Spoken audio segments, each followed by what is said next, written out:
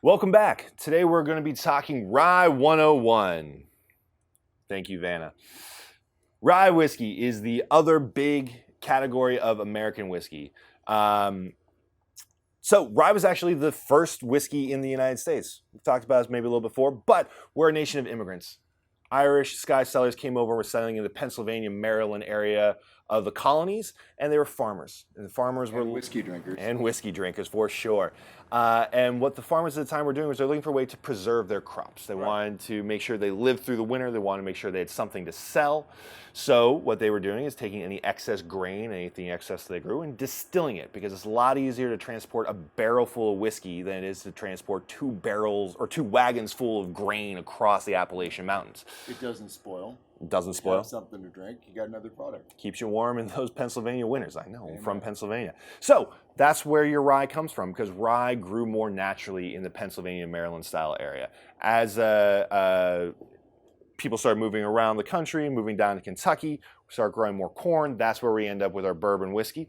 Talk more about that in another episode. Today we're just going to talk about our ryes, which, as you can tell by a lot of these bottles are mostly empty, are clearly some of our favorites. I'm kind of a fan, yeah. So rye whiskey made in America is characterized as being spicier.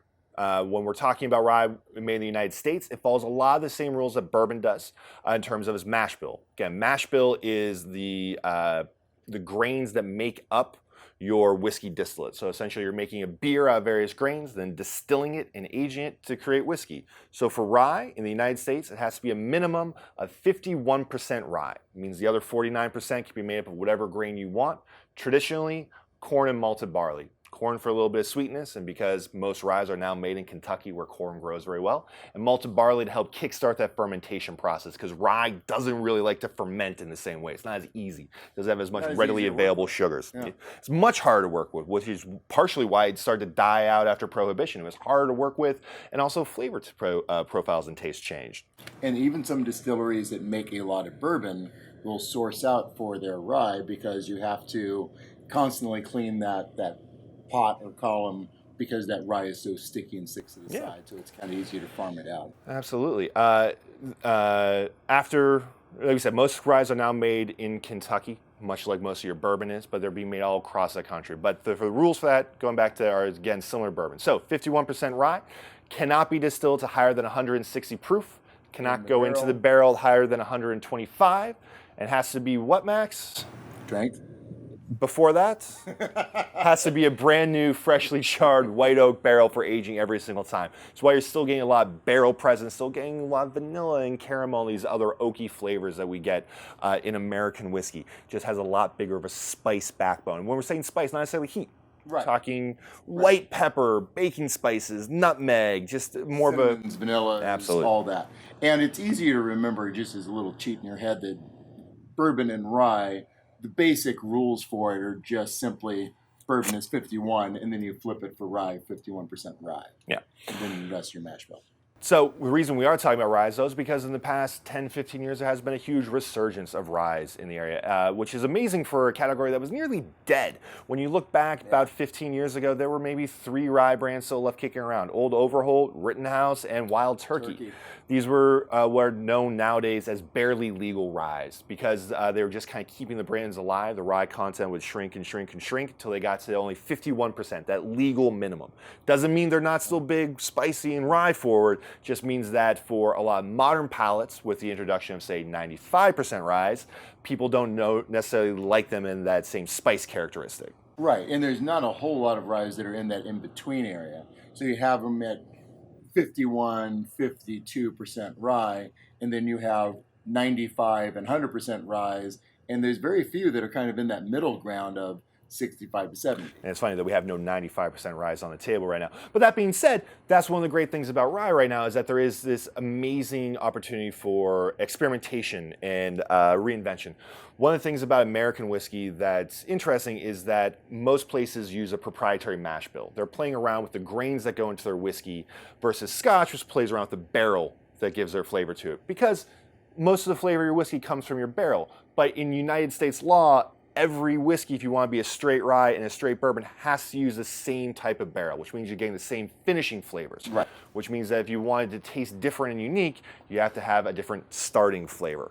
So that's why you see a lot of variation in mash bills.